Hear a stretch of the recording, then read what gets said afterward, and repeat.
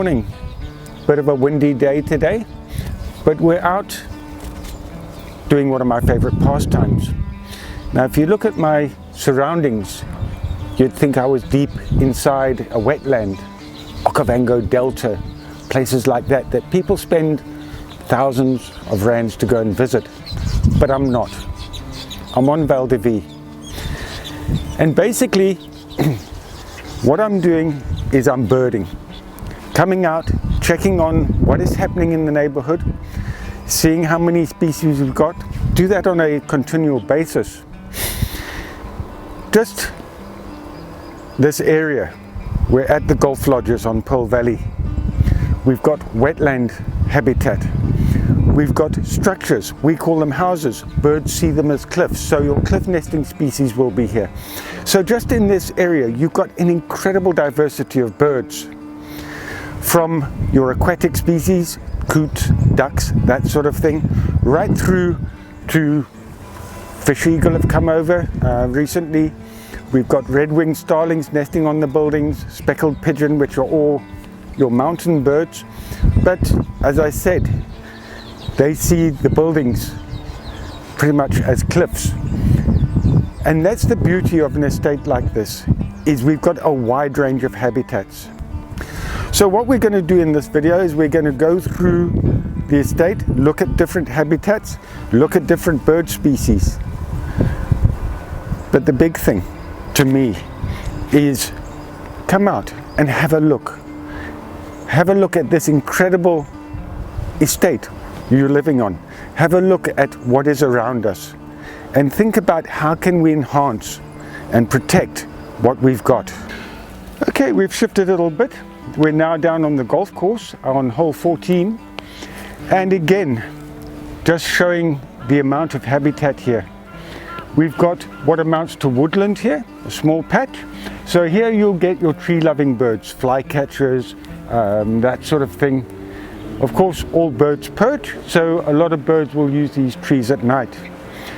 Behind me, again, a dam or a lake. A lot of activity on the shores with the weavers nesting at the moment. And then, of course, the little skulkers, crakes, that sort of thing. The more open water, the ducks and coots, the cormorants and darters, of course. The golf course itself, short grassland, so that's where you'll get the pipits and larks. You'll also find a lot of the other birds, and particularly the ones that are quite tasty, so your spurfowl, guineafowl will use those open areas, because that way they can see danger coming. Now, I talk about danger. In a semi-urban setting like this, one would think there wouldn't be many dangers, but there are.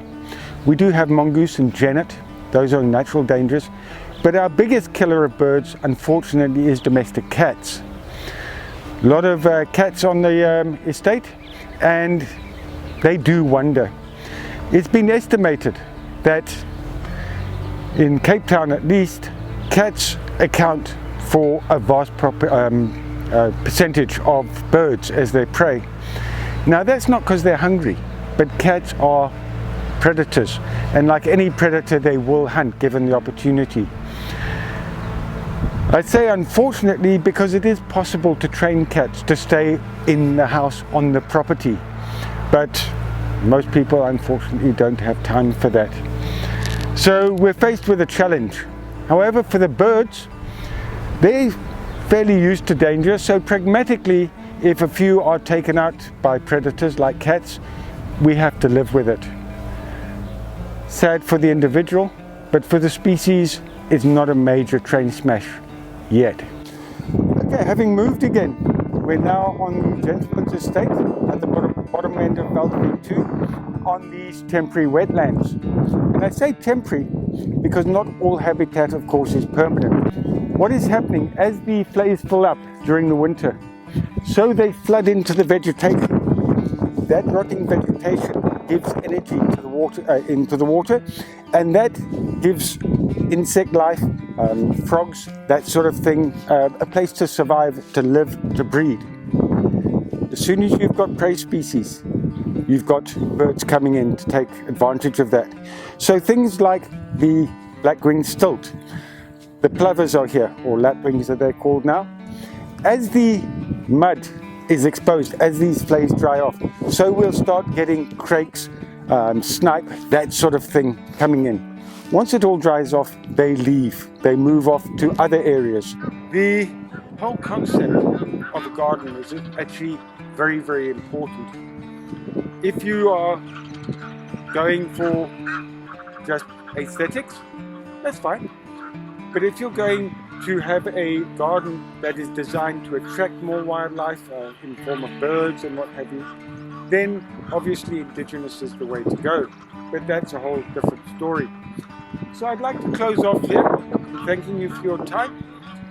Thank you very much for the previous videos likes.